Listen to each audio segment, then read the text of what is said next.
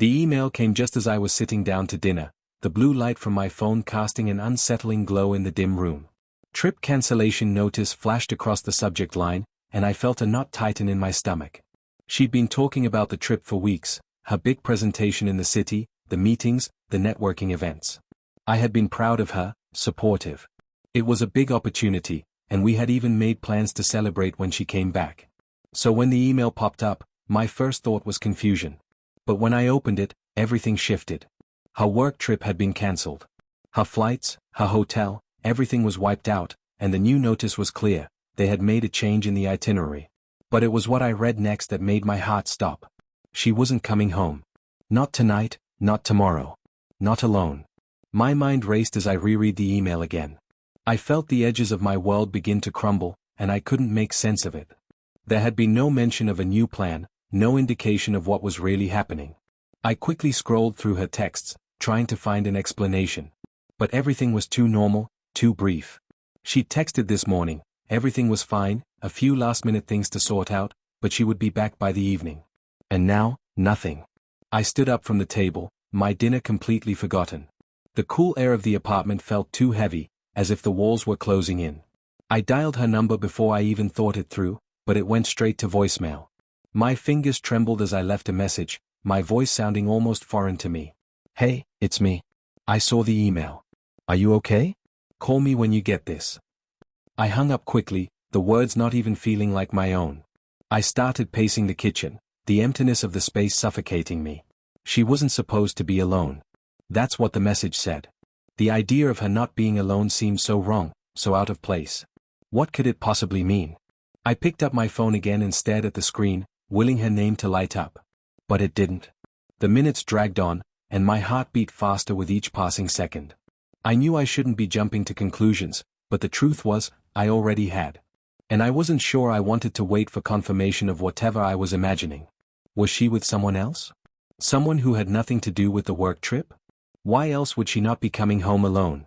The questions piled up, each one more painful than the last. I hated that I was doing this to myself, but my mind wouldn't stop. I couldn't let it go. I went to the living room, sitting on the couch, still clutching my phone like it was some sort of lifeline. The silence around me felt unnaturally loud. The house, which had always been a place of comfort, suddenly seemed alien, unfamiliar, even though it hadn't changed at all. How had things gotten here? Then the phone buzzed. My heart jumped as I grabbed it, expecting to see her name. Instead, it was a text from her coworker, Jamie. I clicked on it, the words stark and cold. "Hey, Mark, just wanted to let you know the trip was cancelled. I'm sure Sarah will explain everything when she gets a chance. Hope things are going well on your end." The text left me breathless, as if the ground had just shifted beneath me. What was going on? Why had Jamie felt the need to message me like this? There was something off about it, something that made me question everything. I could feel the anger rising now, sharp and heavy in my chest. I had no answers. No explanations. All I had was a vague, unsettling feeling and a growing suspicion that I didn't want to admit. The house felt smaller, suffocating. I couldn't wait any longer for her to get in touch. I needed answers, and I needed them now. I grabbed my coat and rushed out the door, slamming it behind me. My car was parked on the street, but I didn't even bother starting it. I wanted to be closer to her, wanted to understand what was happening. So, I walked. As I walked through the empty streets, my thoughts raced. I couldn't stop imagining what she might be doing right now, what she was hiding from me.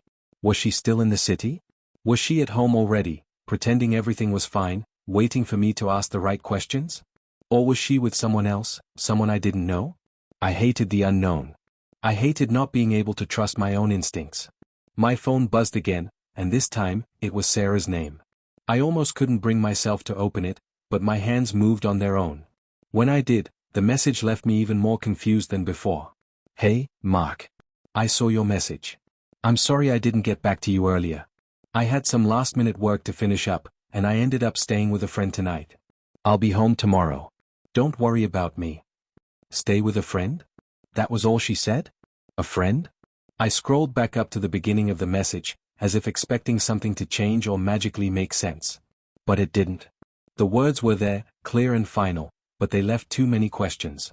She hadn't explained anything, nothing that made sense. The email had said she wasn't supposed to be alone, and yet she was now with this friend. Who was this person, and why didn't she tell me more? Was this her way of brushing me off? Was she waiting for me to connect the dots on my own? I felt my pulse quicken as the doubt crept in. Stay with a friend was too vague. Too easy. There was no detail, no reason for her sudden distance. She wasn't being honest with me, and I could feel it in my gut. But why? What had happened on that trip? Why hadn't she told me more? I stopped walking, suddenly feeling too exposed, too vulnerable.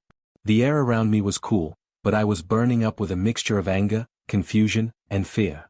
I stood still for a long moment, trying to collect my thoughts, trying to breathe. The weight of her words, or lack of them, was sinking in, and I knew that this was bigger than some simple work trip cancellation. Something had shifted, and I didn't know how to fix it. I knew I had to go home, to face the reality of whatever was happening. The uncertainty was killing me, and the only thing left to do was confront her. But deep down, I feared that the answers I was seeking would be far worse than the questions. I turned around and began walking back home, my heart sinking with each step. Tomorrow, when she came back, the truth would come to light. Whether I was ready for it or not, I had to face whatever she was hiding. And that scared me more than I cared to admit.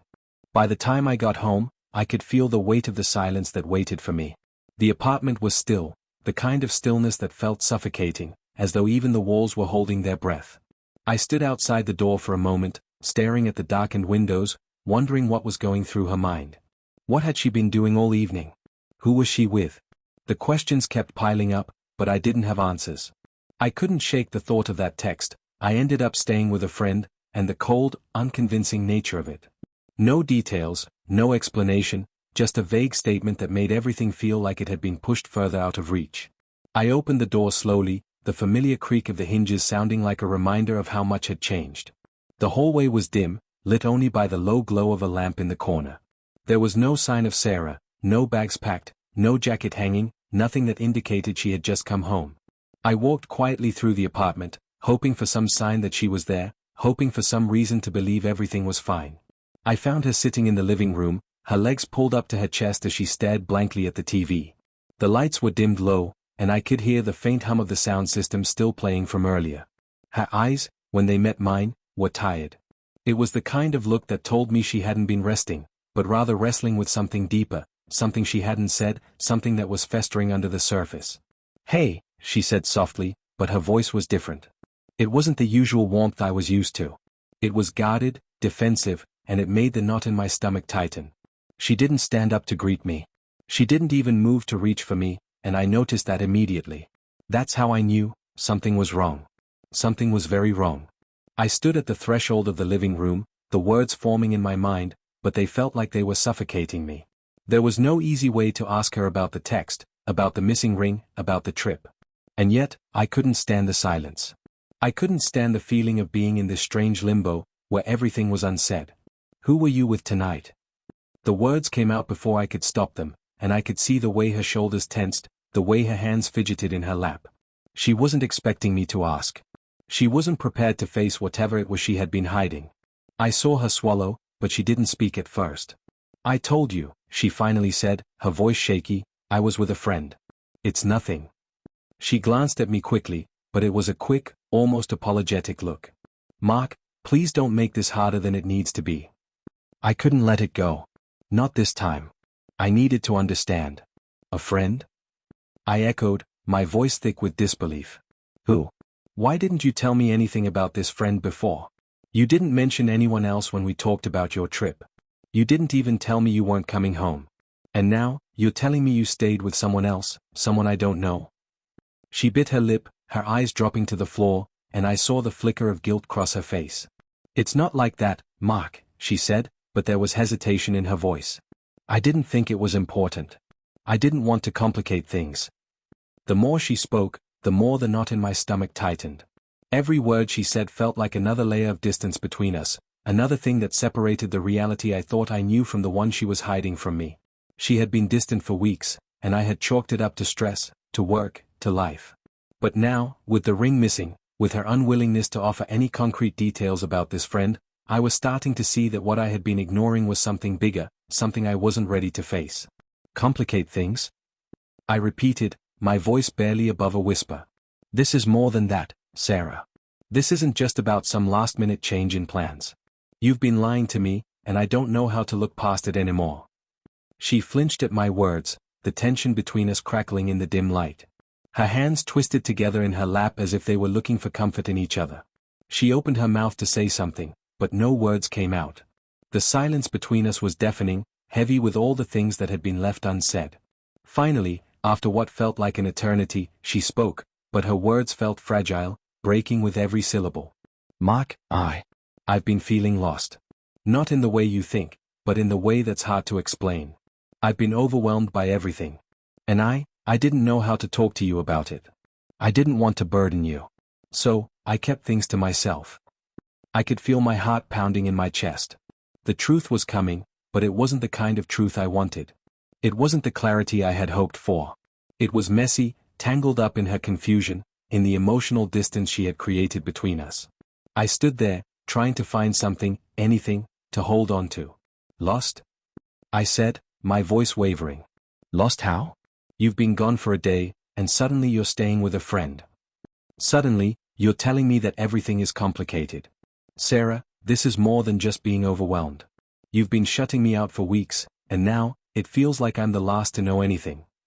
Her eyes filled with tears, and she looked away, her face crumpling under the weight of everything she had been hiding. I never meant for it to be like this. I never wanted to hurt you. I didn't know how to tell you that I was losing myself. That I was slipping away from us. I needed space, and I made the mistake of thinking that getting away for a night, getting away from everything, would help me find the clarity I needed.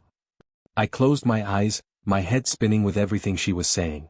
She had been slipping away from us. I felt the weight of those words, the sharp sting of realization cutting through me. This wasn't just about a missing ring or a cancelled trip. This was about something deeper, something I hadn't seen until it was too late. Why didn't you tell me? I asked quietly, my voice breaking as I tried to understand. Why didn't you tell me you were feeling this way before? We've been together for years, Sarah. I'm supposed to be the one you turn to when things get hard. She shook her head, her voice barely a whisper. I didn't want to disappoint you. I didn't want to let you down. And I didn't know how to explain it without sounding like I was giving up. I wasn't ready to say it out loud. I wasn't ready to face it myself. I took a step back, my chest tightening with a mixture of frustration and hurt. So, you thought you could just keep it all in, let it build up until everything exploded? You thought I wouldn't notice? I didn't know what else to do, she whispered, her eyes pleading. I thought I could handle it on my own. I thought I could figure it out without dragging you into it. I ran a hand through my hair, trying to steady myself.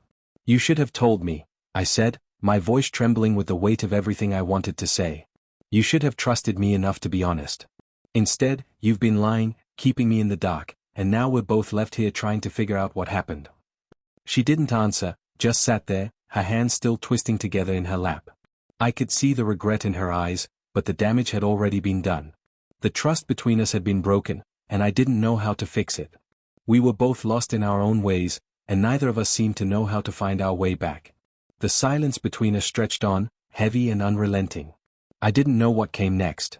I didn't know if there was a way to rebuild from here, or if the gap between us was too wide to bridge.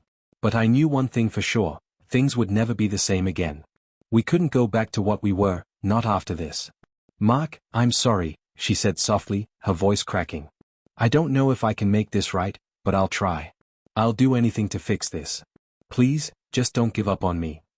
I looked at her, feeling the weight of her words, but the truth was, I didn't know if I could keep holding on. The distance between us was too wide, the damage too deep. And for the first time, I realized that love alone wasn't enough to fix what had been broken. The days after that conversation felt like walking through fog. Everything around me was blurry, no clear path forward, no easy resolution to the pain I was feeling. Sarah had apologized, repeatedly. She'd promised that she would do whatever it took to rebuild the trust between us, to make things right. But every time she spoke, I could feel the distance between us growing. Her words, no matter how sincere, didn't seem to reach me. It was as if she was speaking through glass, her voice muffled, and everything she said felt like a half-formed promise. I had tried to listen, to understand, but each time I thought we were getting closer to fixing things, I was reminded of the wall that had been built between us, the lies, the secrets, the missing ring, and everything else I had only recently begun to uncover. I couldn't shake the feeling that no matter how many times she apologized, we would never be able to return to what we had before. It wasn't just about the missing ring anymore. It wasn't just about the night she stayed with a friend. It was everything, the slow unraveling of what we had built together. There had been moments of silence before, moments when things weren't quite right, but I had brushed them off as nothing more than the pressures of life. I had trusted her completely, and for that trust to be shattered, so unexpectedly, so casually, left me feeling exposed, vulnerable in a way I hadn't experienced before. Each night I lay awake, my thoughts swirling. I thought about what she had said, that she was losing herself, that she needed space. But what did that mean for us? What did it mean for me? I loved her. I still loved her, but was that enough to stay? Was it enough to rebuild what we had lost? Or were we both too broken, too far apart, to make it work? The silence in the house was oppressive. We spoke, of course we did, but it was never the same. She would try to talk about her day, about work, about the things we used to share with ease, but I couldn't bring myself to engage the way I once did. I was holding back, and I could feel her doing the same. We were two strangers occupying the same space, neither of us knowing what came next.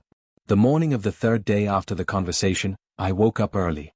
I didn't want to lie in bed anymore, drowning in thoughts of everything that had gone wrong. I needed to get out of the house, away from the constant reminders of what we had lost. Maybe some space would help me think more clearly. Maybe I needed time to breathe without the constant ache in my chest. I made my way downstairs to the kitchen and started making coffee, trying to settle into some routine. The quiet of the morning was almost too loud. My phone buzzed on the counter, pulling me from my thoughts. It was a message from Sarah. "Can we talk when you get a chance? I want to explain things better, to be honest with you." I stood there, staring at the words on the screen. Was she finally going to open up completely?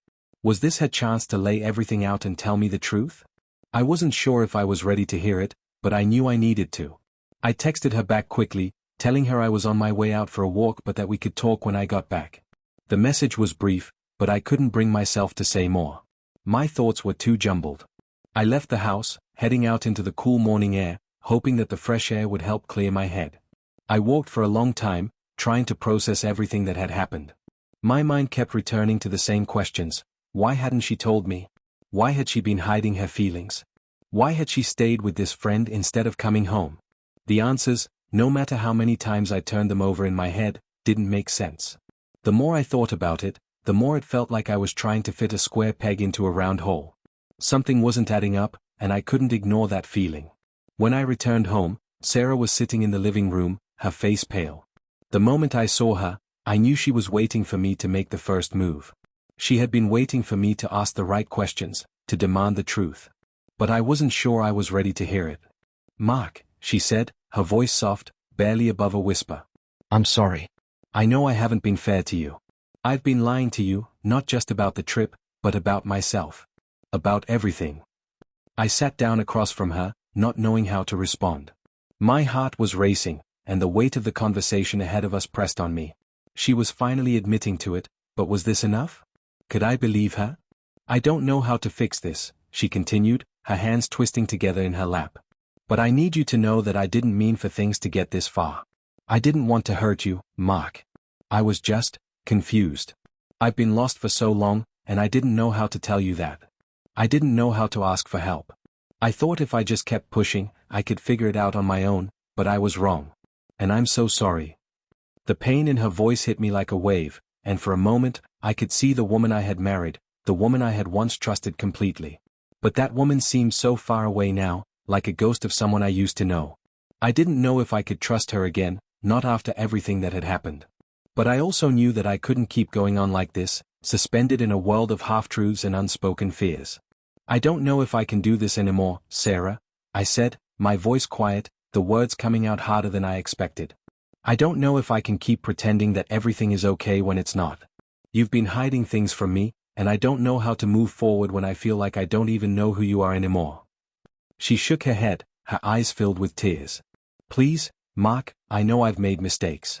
I know I've hurt you. But I'm asking for a chance to make things right. I want to fight for us. I want to fix what I've broken." I didn't know what to say. I didn't know if I was strong enough to forgive her, to rebuild what had been shattered. The love we had was real, but it had been fractured in ways I wasn't sure we could heal. I had trusted her with everything, and now it felt like that trust had been betrayed in ways I couldn't comprehend. "I don't know if I can believe you," I whispered, the words cutting through the air like a knife. "I want to, but I don't know how." We sat there in silence for a long time, neither of us knowing what came next. I wanted to reach out to her, to tell her that everything would be okay, but I couldn't bring myself to do it. The space between us was too wide, and I didn't know if we could bridge it. Finally, Sarah spoke, her voice breaking. "Mark, I love you. I never stopped loving you. I know I've been distant, but I need you to know that I never meant to hurt you. I need you to trust me again, even if it takes time. I'm here, and I'm willing to do whatever it takes to prove it." The words hung in the air between us, heavy and uncertain. Could love be enough to fix this? Could time heal the wounds that had been left open? I wasn't sure. But for the first time in days, I allowed myself to believe that maybe, just maybe, there was hope. The path ahead was unclear, and the future seemed uncertain. But I knew one thing: we couldn't move forward unless we were both willing to face the truth. And in that moment, I wasn't sure if we were ready to do that. I looked at her, my heart aching with the weight of everything we had been through. "I don't know what happens next," I said quietly, "but I think we need time. Time to figure out what we want. Time to rebuild what we've lost." She nodded, her tears still flowing, but this time, they weren't tears of regret, they were tears of hope. "Take all the time you need," she whispered. "I'll wait." And so, we sat there together, both of us uncertain, both of us broken in our own ways, but still holding on. The road ahead was long and uncertain, but for the first time in a long while, we were both willing to walk it. And maybe, just maybe, that would be enough.